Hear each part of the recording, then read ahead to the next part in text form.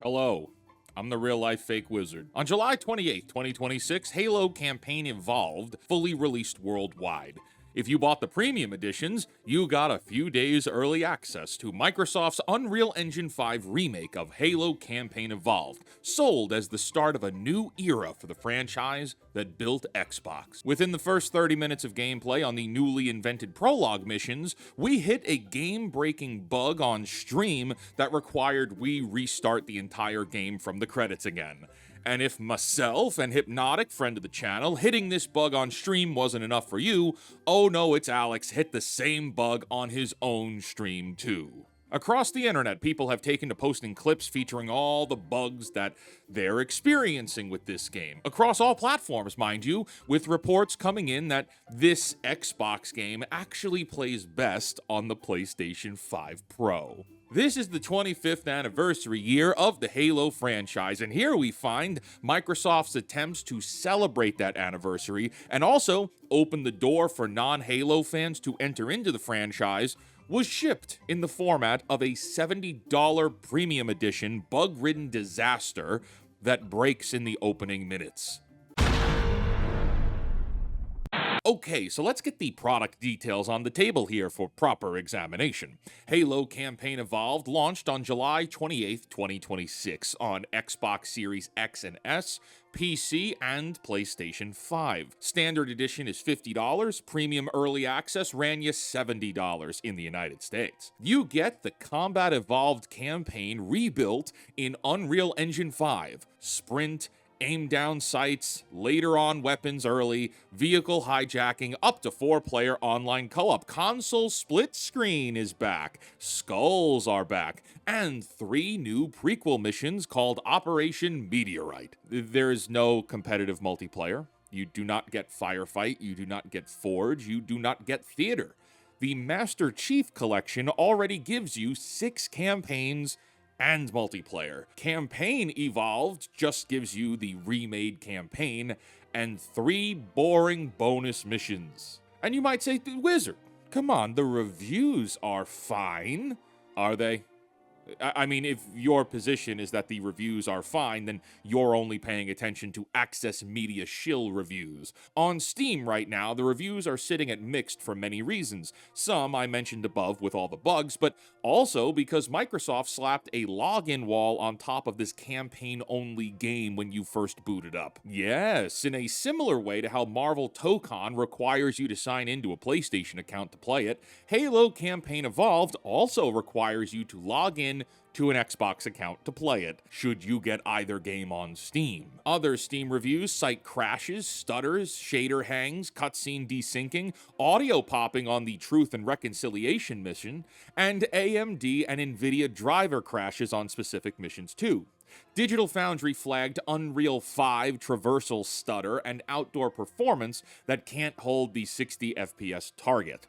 Steam Deck users push resolution into mush territory and still drop under 30 FPS in open levels. So that's what you're getting.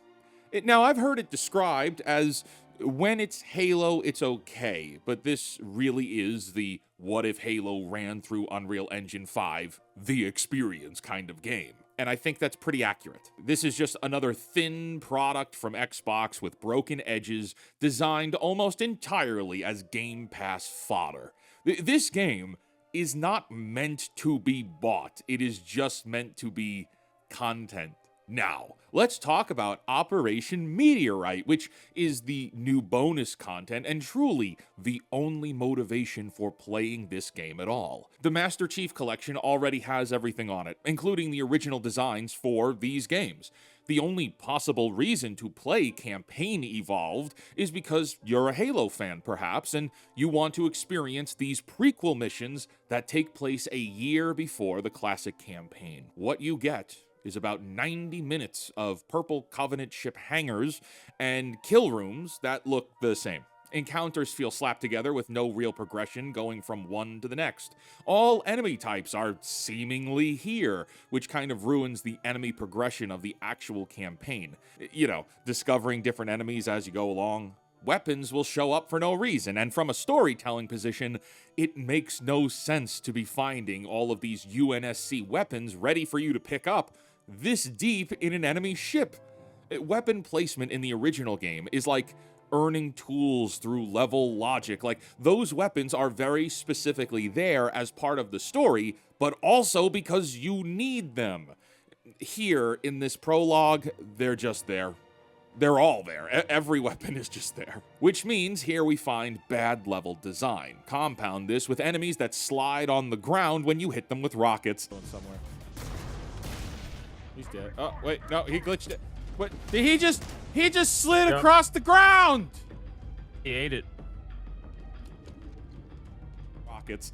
The only thing they're missing is a T-pose, and you're left with, then, the story. Well, is the story worth $50 or $70 to play? Funny enough, Halo Studios doesn't actually care that you play these bonus missions. Instead of opening the game with Operation Meteorite, these bonus missions are on a side menu, separate from the main campaign, meaning you have to choose to play their new canonical prologue despite, again, these missions being the only real reason to purchase this game. The Covenant, in the context of this new prologue, fares worse than the gunfights, however.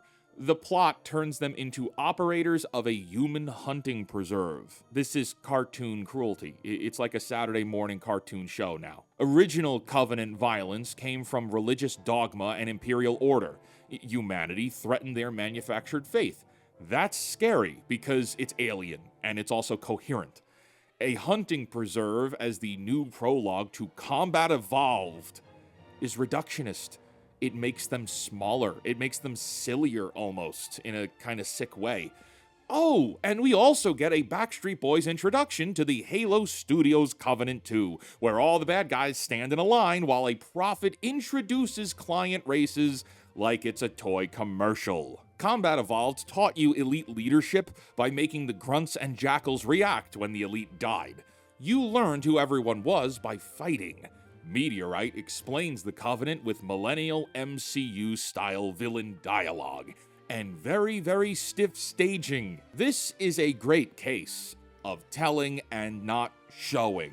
Another classic storytelling failure by modern-day game designers, and also storytellers in general. The Brutes get a new chest implant that controls their rage, a new plot device which undercuts Halo 2 and 3, where Brutes are controlled by dogma and pride, blindly loyal to the prophets. But that's okay, because as you run around, Chief and Johnson fill any silence with Marvel buddy cop banter. Johnson being funny is fine, like that's okay. Johnson has always had personality, but constant banter with no tension underneath is a problem, because it quickly becomes boring. In Combat Evolved, his humor cuts through the fear, and there is plenty of fear in that game. In Meteorite, there is no fear. There is nothing to be afraid of, so the quips just eat away any possible tone of danger. The more that Master Chief speaks, the less mythic he is. He's supposed to be a stoic badass, but the more he talks, the less true that is. Military sci-fi has been turned into modern audience slop. Meteorite is not bad because it's new. It is bad because it proves that this team at Halo Studios is incapable of making anything compelling or interesting for Halo on their own. This is the first major content release from Halo Studios after switching names from 343 Studios and changing teams around. If the best they can muster is a cheap, also-ran Saturday morning cartoon of Master Chief, what possible future does this franchise hold under their stewardship? I'm telling you, it doesn't look good. And then there's Lieutenant Williams, who, unfortunately, we need to talk about. Williams is a prisoner on a Covenant ship, hunted for sport. Chief and Johnson pull her and her Marines out of that meat grinder, and she is immediately snide about not liking Spartans on the spot. If you never read the books, you have no idea why she's biting the hand that just rescued her. If you did read the books, you still watch a life or death rescue get answered with terrible attitude. And I say that because in the books, ODST doesn't necessarily like the Spartans. But all of this means, with her terrible attitude, that she's less of a tough badass like the writers want you to believe she is, and instead is just the writer's mouthpiece the writers want her to be. She is specifically there to resent Master Chief, to diminish him, and lecture the silent green giant you bought the game to play. And also, consider that this is meant to be the new canon opening to Halo Combat Evolved. Like, this is the prologue now. And let's really think about that for a moment. You're Halo Studios. It's your job to remake Halo 1 in order to reignite the Halo franchise. You need to get old fans back, but you also need to get the youth of today to enter into this franchise. Okay, well, you can add all the sprinting and UE5 and gun updates you want, fine, we can debate that, that's a separate thing. But you also decide to add new prologue content that serves as a new introduction to Halo, really as a franchise. And the first thing you do is inject an extremely unlikable female character whose only goal is to insult and undermine the player character. What were you trying to say, Halo Studios? Actually, don't bother. We read you loud and clear. Let's zoom out a bit here, right? Xbox is overspending on games. Tom Henderson reported Gears of War E-Day is sitting around $400 million production budget. Jez Corden and some others dispute that as the true cost of the game itself, arguing coalition spend gets spread across tools and other Xbox work. Okay, fine. But let's take the original report at face value for a moment that Xbox is spending ungodly amounts of money on these franchises, not just Gears. We can do that because it's being reported now that the upcoming Fable game that is nearing a 10-year development cycle is getting to dangerous places of over budget. But here, we find Halo Campaign Evolved, which again is meant to restart the franchise, and it shipped a buggy, broken disaster. This game was not cheap to make. And if this game was not cheap, and it's garbage, what does that say about the rest of what Xbox is doing? On February 20th, 2026, Microsoft named Asha Sharma CEO of Microsoft Gaming. Phil Spencer retired, Sarah Bond exited, Matt Booty becomes Chief Content Officer. You know all of this? There is new leadership at Xbox, yes. June 2026 sees Sharma's management team dividing studios and laying off thousands of people with more on the way. July 2026 brings Campaign Evolved, which, mind you, was tease announced in 2024, which means it could have gone into production anywhere or any time before that. This game released 2 years from the tease with no multiplayer, tons of bugs, and incoherent bonus content. Sharma should carpet bomb the employment status of Halo Studios after this. This is not the win you needed after laying off 1,600 people and promising more layoffs to come. Ship this as your Halo relaunch, and the future of those other overfunded projects looks bleak. Halo was a test of whether Xbox can still make a flagship feel like a flagship. You get expensive presentation, empty extras, design cuts that betray the original, and a studio so unsure of Meteorite that it hid the missions in a sub-menu, man. What are we doing here?